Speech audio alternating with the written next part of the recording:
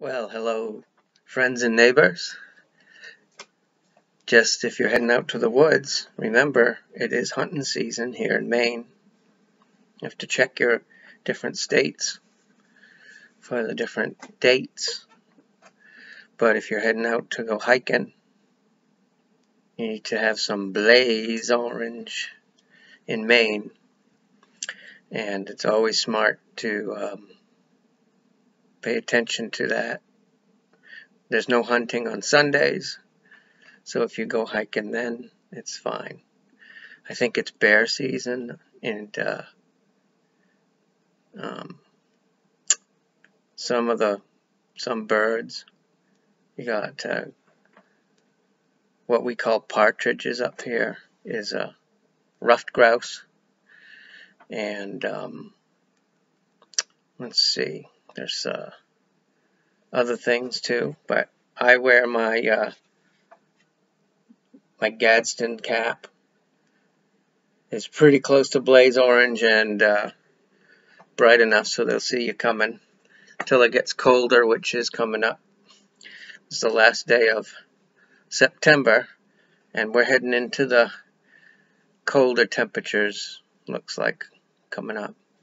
And then, so I've got a blaze orange knit cap for when it starts to get colder. And people wear vests. I haven't had any problem with it. Of course, I go hiking in some pretty out-of-the-way places, and I tend to go early, but that's when hunters are going to be out there too. There's no houses around where I go hiking, so I can tell if there's trucks parked on the side of the road, and I might just go to a different area and let them be, because I don't want to start making a ruckus and chasing away what they're trying to get. Oh yeah, I think it's moose season too. And there's a lot of moose up this way, a lot of bear too. This is considered bear country in Maine, this whole area around Baxter State Park, and which is Mount Katahdin's in there. And it's just good sense to be aware when you're out there. I like to, my family has a tradition, a long tradition of hunting. I am not a hunter myself, but I definitely support hunters. Definitely enjoy venison when I've been given venison. And yeah, I think it's duck season down south. I've been watching Phil Robinson and those guys down in Louisiana, and I think they said it's teal season started. So anyway, like I said, different areas have different rules, and you need to, if you enjoy getting out into the woods, you need to be aware that people are out there hunting and have every right to be there. As a matter of fact, hunters protect the wildlands and have kept a lot of areas well taken care of, so that there's places to hunt. And hunters are very responsible people. You have to cull the herds. If you don't, you have a problem with bear in areas where, if there's too many of them, they can start causing trouble with people. And also, if the deer herds get too big, they starve to death in the winters.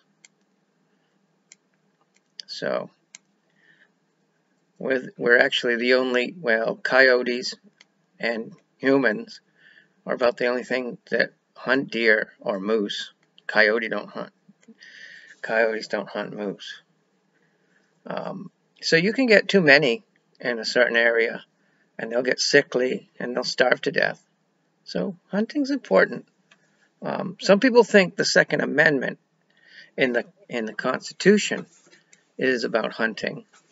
And I saw a funny post not too long ago that says something like, no, the Second Amendment isn't about an angry deer uprising. It's to keep us safe and protect our families against a corrupt government. And back in the early 1780s, when they were putting together the Constitution, they knew about the corrupt governments because they had just fought one off to get free.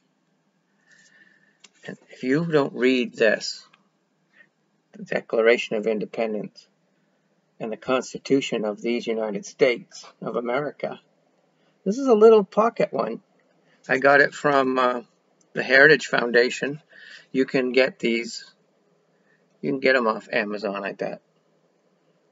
It's handy, and you should read them. There's also on the White House. Let's see. There's White House government site. Archives.gov has the actual original documents that you can look at on the site. So that's pretty cool. The Bill of Rights and the Constitution and the Declaration of Independence. And whitehouse.gov, archives.gov, they all have them listed out. And it's worth taking a look at these things once in a while. They're very inspiring. It helps you understand our responsibilities as, as citizens. So let's just take a look real fast at my little handy dandy pocket Constitution and the Second Amendment. It says a well-regulated militia being necessary to the security of a free state. That's self-defense. Comma, the right of the people to keep and bear arms shall not be infringed. Pretty simple. No gun laws. Nothing limiting our ability to own guns, and that includes ammunition.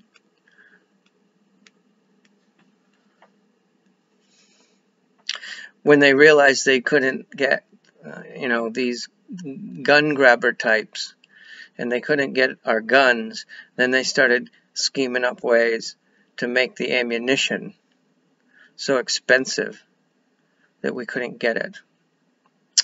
Well, as you see that the riots and the pandemonium in the streets, it's amazing how forward-thinking our ancestors were. They were looking out for their kids. And they wanted to make sure that we could look out for our kids. And yeah, also, to go hunting, sure. But basically, we need to be able to defend ourselves if there's corrupt governments. Now, we have a government right now, a federal government, that looks out for the Constitution. But we just recently had some that didn't care as much for the Constitution in a lot of ways. So the fact that,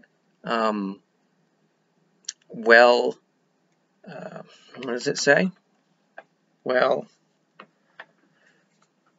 Well-regulated militia, that doesn't mean like only people in the National Guard should have guns either.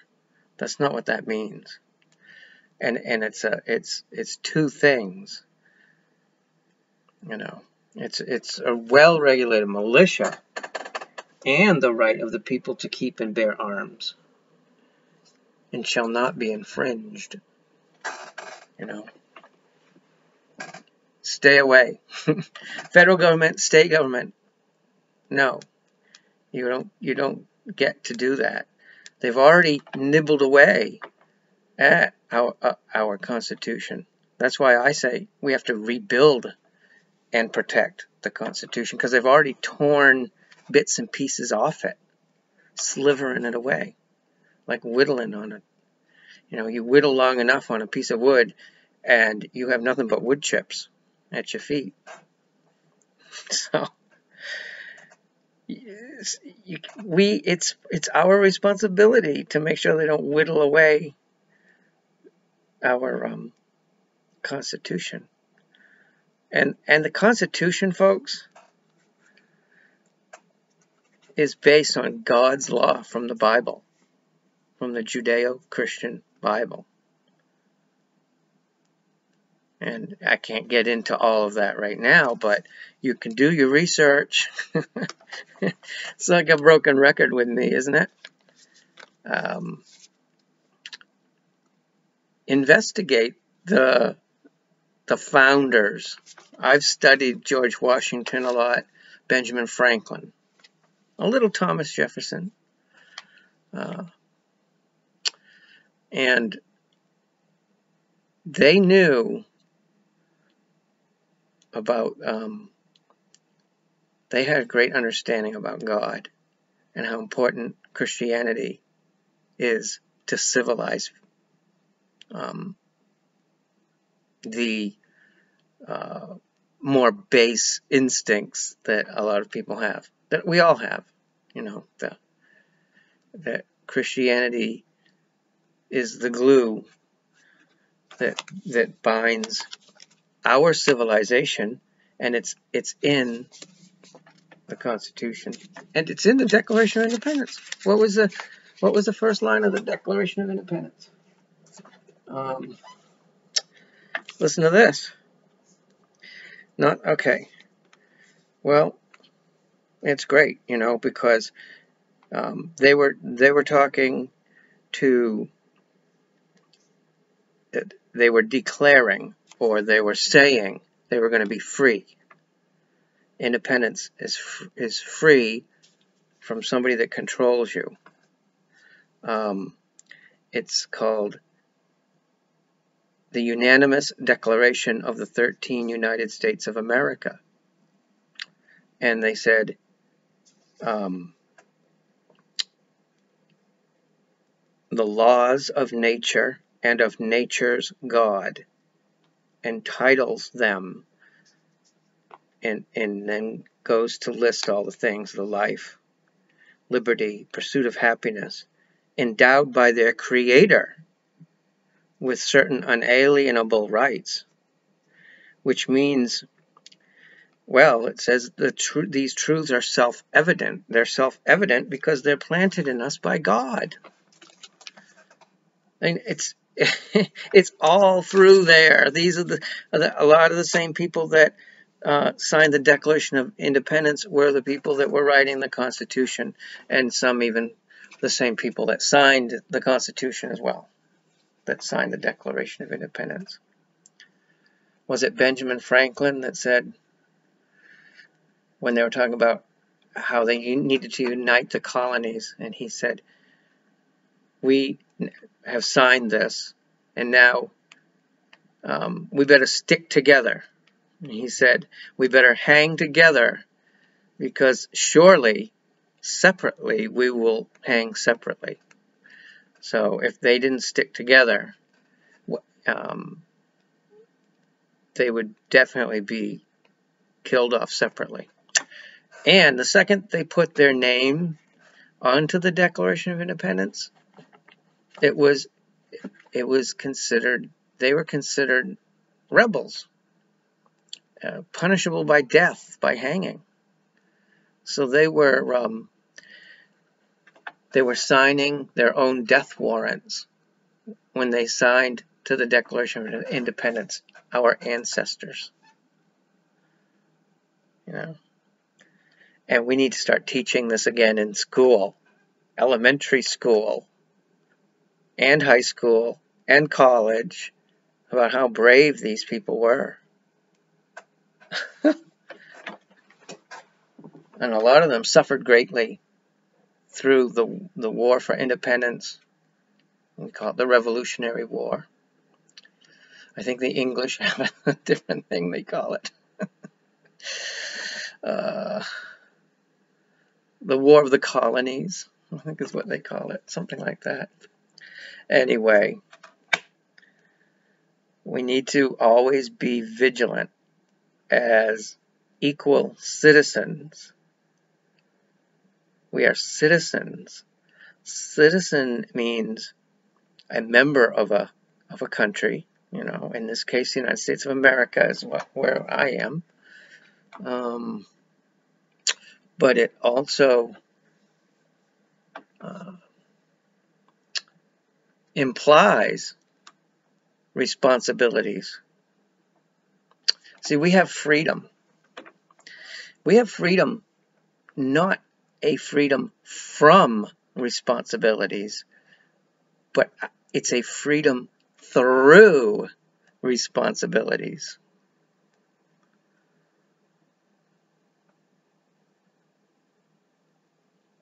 So you owe the society certain obligations in a constitutional republic. This is not a democracy. Democracy is mob rule. Benjamin Franklin said, a democracy is like two wolves and a sheep getting together and voting to decide what's for lunch. A republic is the sheep deciding to argue that decision. You gotta love old Ben. So it takes responsibilities to keep a constitutional republic alive. They also said, as they were coming out of Independence Hall, having signed the Declaration of Independence, and there was talk back and forth. They had debates for weeks and weeks and weeks and weeks and weeks and weeks, and some of the states wouldn't join, and they had issued papers and newspaper articles and talking about this, talking about people what form of government do we have? Oh, this was after maybe the Continental Congress had started the Articles of Confederation, which ended up being the Constitution of the United States after the war. But anyway, at one point they come out, and supposedly a lady, and whether it's true or not, I think it is true because it was written about right back then. Pretty sure. Doesn't matter. It's a great story. And I think this could have been Benjamin Franklin again. Maybe it was John Adams, a future president. Anyway, they said, what? Yes, because they could have been a monarchy, you know. They wanted to make George Washington a king. And he was such an amazing, strong leader of modest, God-loving means. I mean, he had an amazingly strong constitution himself, and yet he could have been a king. And he said, no, we just fought so hard to get rid of a King George. We're not going to make another one now. But anyway, so they walk out of the Congress, and the lady says, so what kind of government are we going to have? And apparently it was Ben or one of the founding fathers. And he turns to him and says, or turns to the lady and says,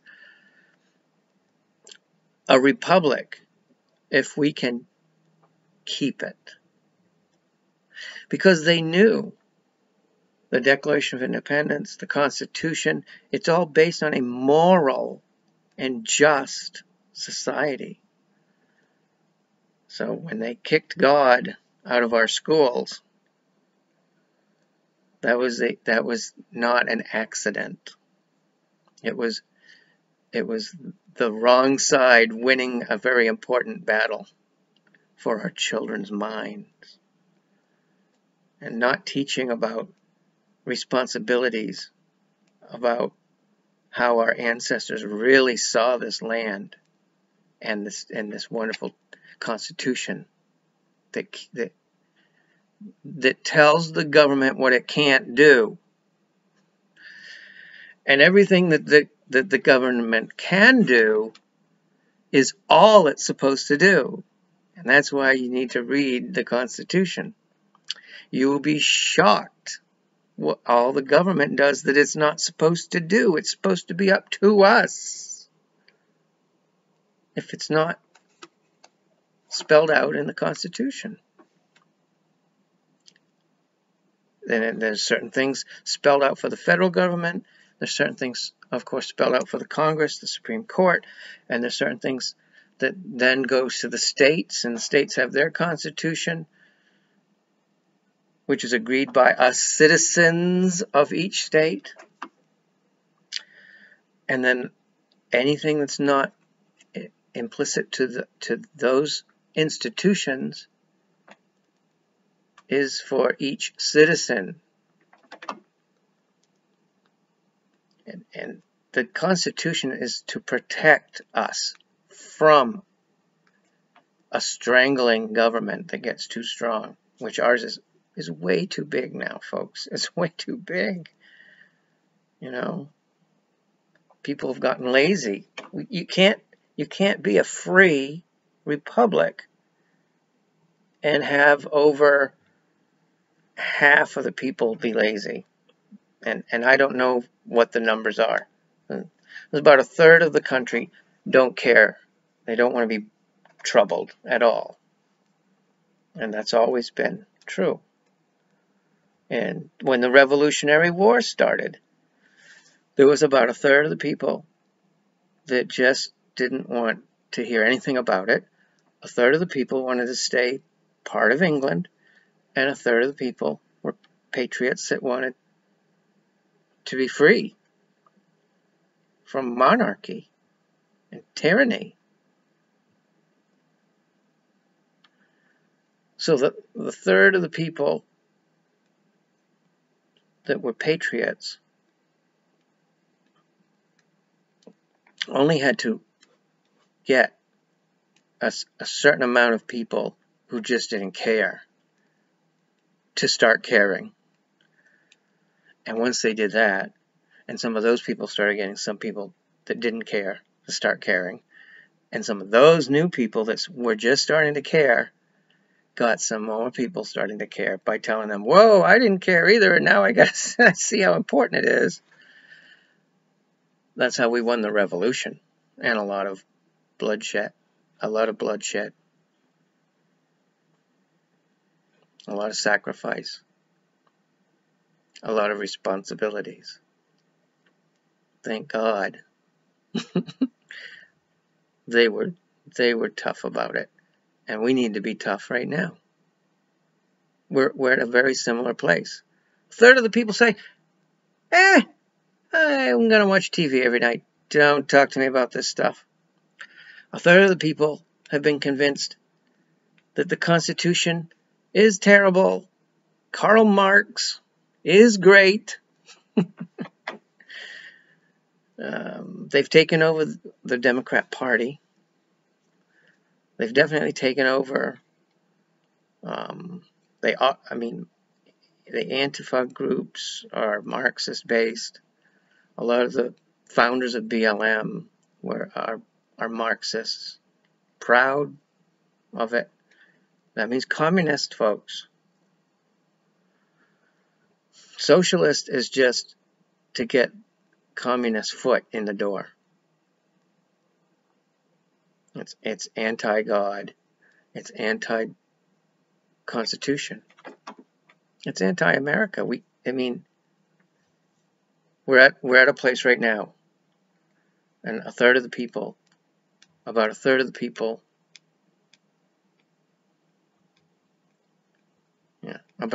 people care. They're patriots. They're in the Q movement. A lot of the same people in those two areas. Waking up. And we just need to wake up some more of the people. Now, also, some people who were always Democrats their whole life are also realizing the Democrat Party is so corrupt now. They're waking up. There's a movement called Wake Up. Like hashtag wake. No, that's not right. It's hashtag walk away. Walk away. Walk away. And a lot of Democrats are walking away from the Democrat Party. Now, they're not necessarily running out and registering Republican, although a lot of them are. But they are going to be voting for Donald Trump. Some did last time. A lot more are waking up now. Because why? Because they woke up, they can relate to other people where they're coming from, you know. And so, don't live in fear. Keep praying.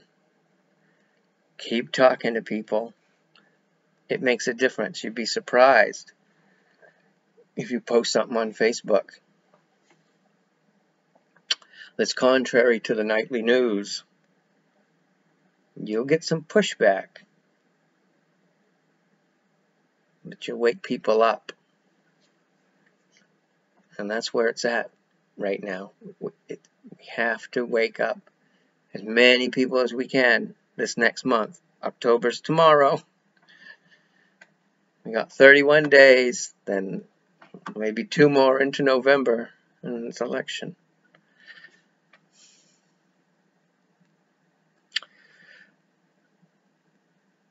To me, the decision now it's a decision between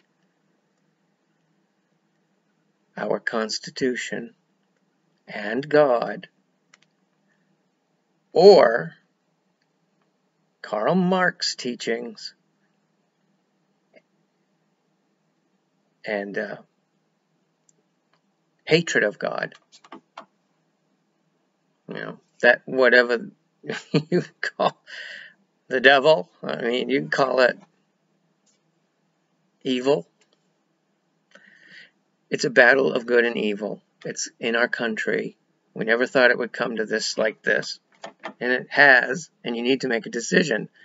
And guess what? There's no more time left for hemming and hawing and sitting on the fence. And I got a little secret for you. The fence was always belonging to the devil. So get off the fence. You can't sit in the middle. Oh, I'm an independent. I don't pay attention to any of the party. Bull. That's fine. Don't be a part of a party. But don't be part of the problem. Freedom through responsibility. Get off your rear end and vote. If you're not old enough to vote, talk to your parents and say, look, I want to grow up in a free country. Don't vote for Marxists. Mommy, don't vote for Marxists. That's a good bumper sticker. Oh boy. Anyway, I guess I would just sum it up by saying, have fun hunting. Be careful hiking. It's a beautiful time of year to hike. Hikers and hunters should be able to get along. We all love America. We all love the beauty in the wilderness. It's a great tradition. They're great people. If you don't have hunters in your family, if you didn't grow up in a hunter family, just believe me, they care about the forest. They love nature just as much as you do if you're a hiker.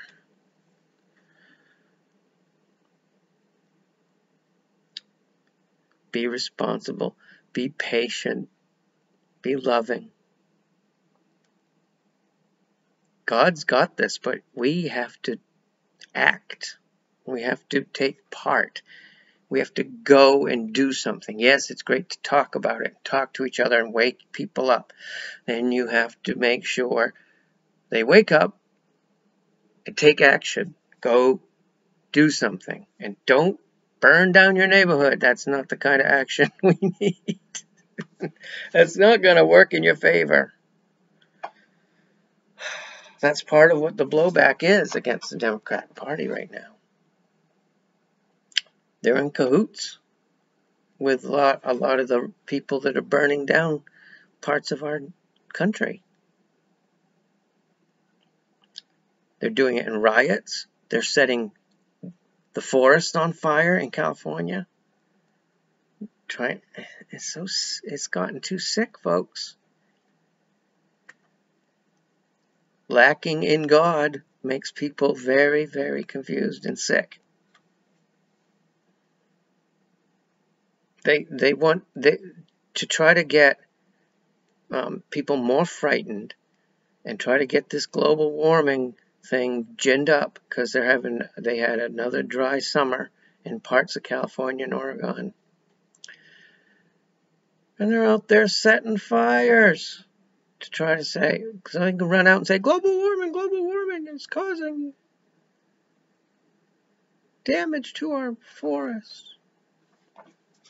And they're catching them left and right, starting the fires themselves. Of course some of them start by nature. That's normal.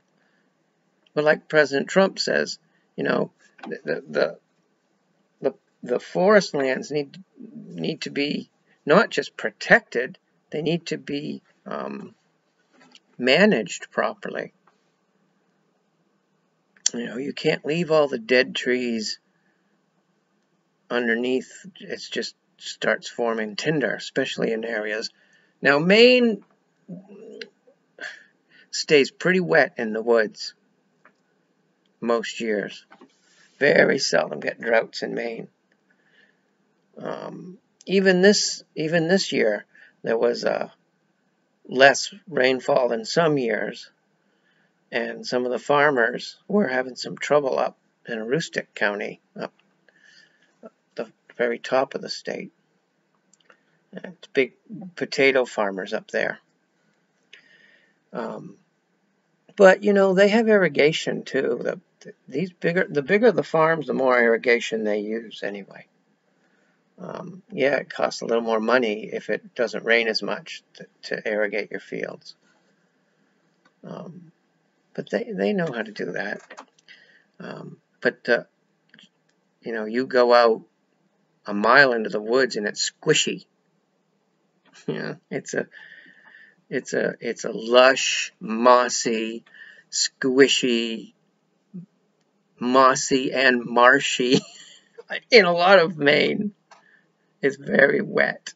It's beautiful because of it. Lots of lakes, lots of rivers, lots of wildlife, lots of fish, some of the best trout. People get mad if I say that, probably. But no, this part of Maine has some of the best trout fishing. Landlocked salmon. And the lake trout's called a togue.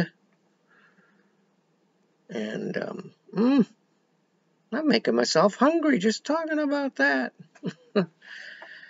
By the way, you know, yes, I love moose. I love it when I'm hiking and I see a moose. And I love it if I visit one of my relatives and they give me a moose burger. Thank you, Keith Shaw. Out in Monson. You guys have given me moose. They mix ground moose with a little bit of ground beef. And that helps it stick together better if you're making a hamburger with it. Oh, it's delicious. Okay. So, you know, we love our animals, but we also understand there's a responsibility and a tradition of hunting. interesting fact. I think it was Michigan. They were talking about the amount of hunters in Michigan. And just Michigan, if you tally up all the hunters, and Maine has a lot too. Michigan has a bigger population than Maine. Maine, we have a little over 1 million people in the whole state. People have more than that in a city in some parts of the country. But yeah, in Michigan, if you take the total amount of hunters, I think they said it was the 20th, or if it was an army, it'd be like the 10th or 20th largest army. Okay, now they don't have tanks and missiles, but still, there's a lot of guns. Okay, my point being that the hunters in this country, yeah, the gun owners tend to be the hunters a lot of times, and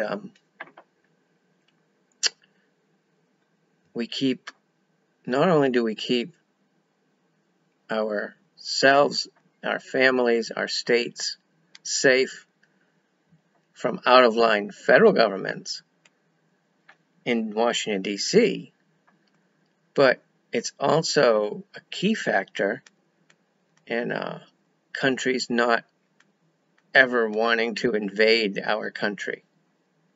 So a well-regulated means well-equipped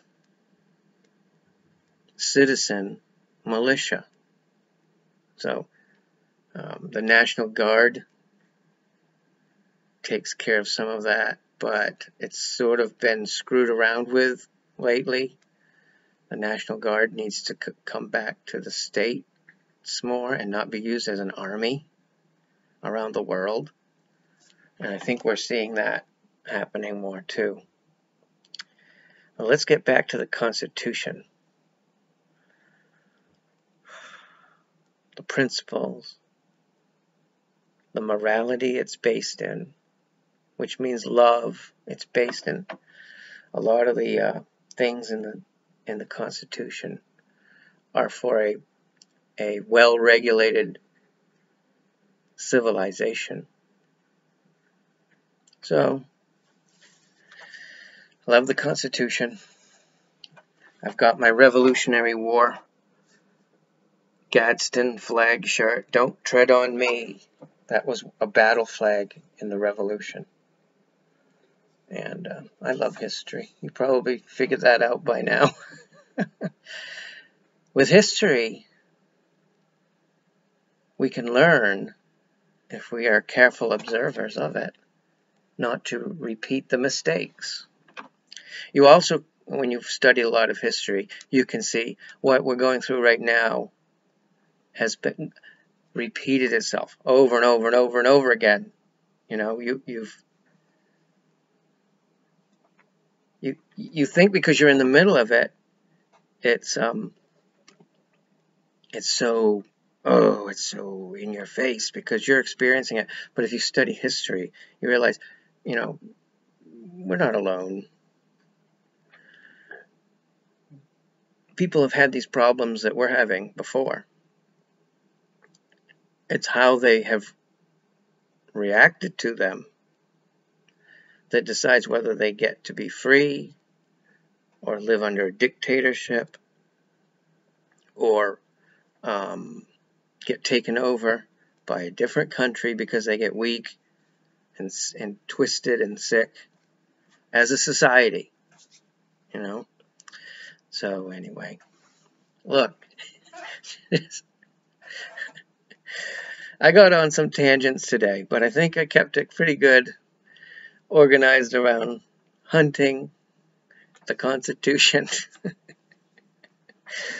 and a few other things. I was thinking of, as you're investigating and questioning things, it crossed my mind, and I've heard other people say this, as you're going down these rabbit holes, as you're seeing more things as they really are, and questioning things that you've always thought were true, and now you're starting to see more and more things as they really are.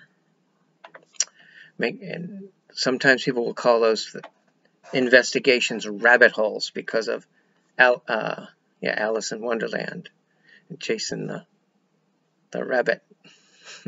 He's late for a very important date. And Alice follows him down the rabbit hole, right? But if you go down a rabbit hole and you're trying to find out about these, let's say, big tunnel systems under a city, for example, all around the world, go down the rabbit hole. Don't stay down there very long. You need to investigate, but don't let it beat you up. Don't let it ruin your world. Come back up out of the rabbit hole and live a life and keep trying to learn more about it. Go back in, come back out. People will go crazy if they stay in too long. We are meant to be full of joy. Joyful. We are meant to be full of peace. Peaceful. The natural state of man, kind, and I use it properly. Man, big M. The natural state of man is love. Because God is love. And He made us in His beautiful image, which is love. And all I can tell you is, it isn't the love that Hollywood tries to show you in the movies and on the television shows. That's why I say, drop the TV for 2 weeks. That's basically 2 weeks is what you need to stop any addiction. TV is a powerful addiction, and it's sick. It's so sick now. I'm sorry, it is. I can't take it for 5 minutes if I have to be at someone's house and they have the TV on. It's so twisted. It's worse than it used to be when I got sick of it.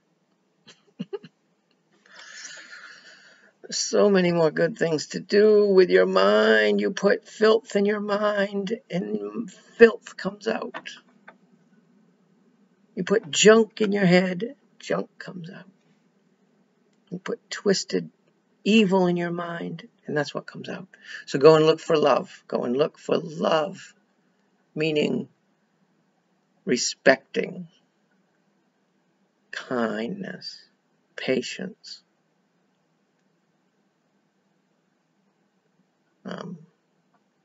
helping your neighbors. Helping your neighbors. And that doesn't just mean, the person right next door. Everyone is our neighbor. Everyone you meet is your brother and sister.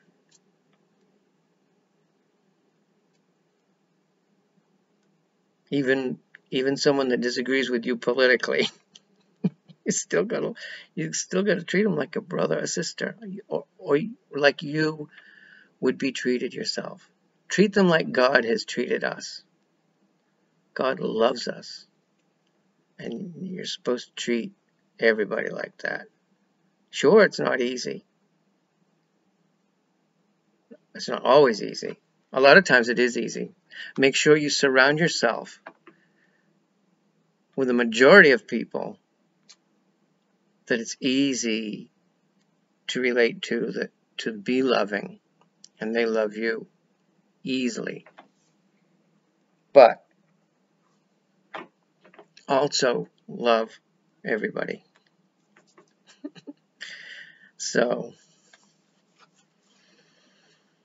one way I have found, if it's somebody that's particularly noxious to me, that I really don't like what they say, I will pray for them, for God to change their hearts. And while I'm praying for God to change their hearts, He's changing my heart. That's what it's all about. Be loving. And I'm going to wrap this up. If you like this and you're watching it on YouTube, give it a like, and or whatever it's called. Thumbs up, like, whatever it is. I'm not too worried about it. Subscribe to my channel. I'm going to keep doing more. This is fun, you know. Put down in the comment section, down that way, if there's something you want me to talk about. I usually, as you can see, I usually link nature and God, because God made nature, and God's part of my nature, and I'm definitely all God's nature. I mean, He's everything to me. I stay focused on that, and I stay happy, because that love, it flows and it starts to make a circle. I love the Celtic cross. Hang on. So I have this little one here. That's a little silver Celtic cross, and actually, you see it a lot in Ireland in the cemeteries. Was it supposedly made with Irish silver too, I think. I went to Ireland once for 2 weeks, but I can't get into that right now because I just said I'm going to wrap this up. But I wanted to show you this. This one I have out in the living room on the wall. It's made of porcelain or ceramic or something. Let's see. Can get. Isn't that nice? That's a Celtic cross. You've got, of course, the regular cross here. This is like the braid work, like you'll see on the Irish sweaters. It's also in the illuminated, like the Book of Kells, the illuminated Bibles that they used to do in the Middle Ages. They decorate the pages with that. I think it's basically referred to as braid work. But see the circle? There's a circle in the Celtic cross.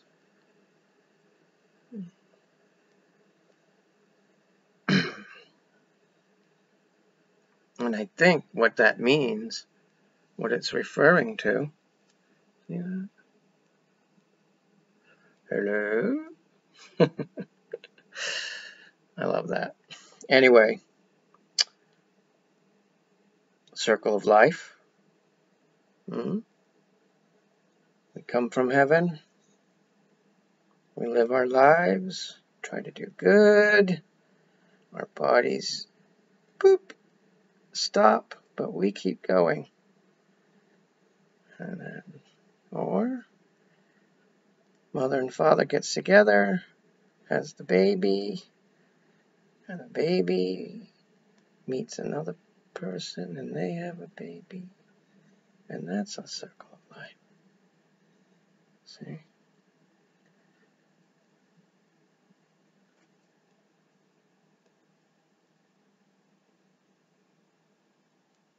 I think that's what it's about.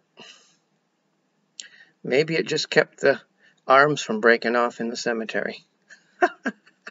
What if that's all it was? I mean, I could be overthinking the whole thing. I'm pretty sure in the Celtic history, the circle was something that was pre-Christian.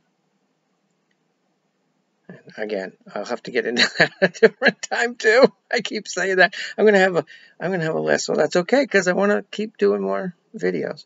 But the ancient Celts before St. Patrick and some of those folks arrived, the circle was really important. So they might have combined the two, the Christian cross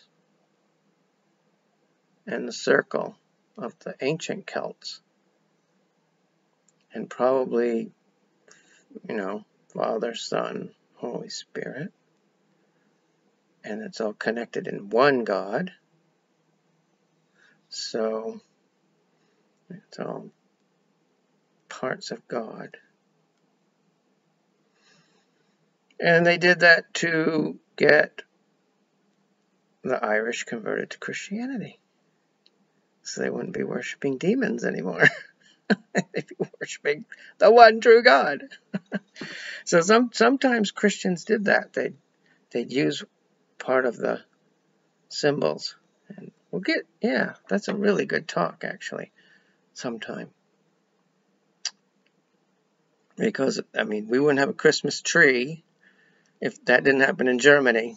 That was the Christians converting the pagan people in Germany. And they took one of their symbols, a magic spirit in a tree, and took it because they loved it so much, and taught them about Jesus on the tree, the cross, put on the tree for us, for our sins, and use the Christmas tree with the lights because Jesus was the light of the world, is the light of the world. I'm talking in the past when they were talking to them. But anyway, so a lot of this combines. And there's a rabbit hole I don't have time to go down right now. But that's a great one, how Christianity has saved so many different societies around the world. And then, of course, they incorporate some of their old ways into a new form of worshiping the real God. And it can lead to weird things like an Easter egg. That's just so unbiblical. And yet it helped whole society stop worshiping demons and start worshiping God. So a lot of good came from some of that weird stuff that doesn't make any sense now. Paint an egg and Jesus. Nothing to do with each other. And a circle and a cross is nothing that's... I've not seen anything in the Bible about a circle and a cross. A cross on a bun. That could be the bread, the body of Christ. But anyway, there's a ton of stuff like that that's just wacky and fun and great when you realize it saved people's souls from a very bad place. Anyway, good night. I love you guys. And I really hope that you have some ideas of what would be fun to talk about in the context of, or surprise me. Don't worry, I won't run out of things to think about. Question everything. I've been doing that. I'll show you a picture one time, sometime, or a few of my baby pictures. I'm always going, pointing and everything. Like, I asked my mother once, why am I doing that? None of my brothers were doing that. I thought, okay, what am I seeing there? And then I noticed it's more and more pictures. When I was about maybe like 2, a lot of them, I'm sitting there and point. They couldn't take a picture without me pointing at something. And she said, you were always saying, what's that? Mommy, what's that? What's that? What's that? I'm still doing it. So I guess all of us have different things ingrained into us from the very get-go, from the beginning of our lives. Sadly, some people are taught to shut those questions off. That's heartbreaking. But it's never too late to start asking again. What's that? What's that? What's that? What's behind this curtain? What's down that hole? All right, God bless you. Love you, folks. Have a great night.